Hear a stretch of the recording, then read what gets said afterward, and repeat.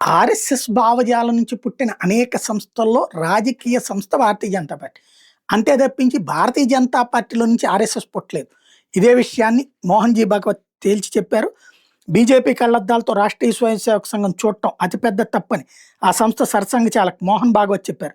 బీజేపీతో ఆర్ఎస్ఎస్ను పోల్చడం రాజకీయ కోణంలో చూడడంతో అపార్థాలు తలెత్తున్నాయన్నారు. ఆర్ఎస్ఎస్కి ఎట్లాంటి రాజకీయ ఎజెండా లేదని, హిందూ సమాజాన్ని సంరక్షించడంతో పాటు అభివృద్ధికి పాటుపడడమే లక్ష్యమని ఆయన స్పష్టం చేశారు.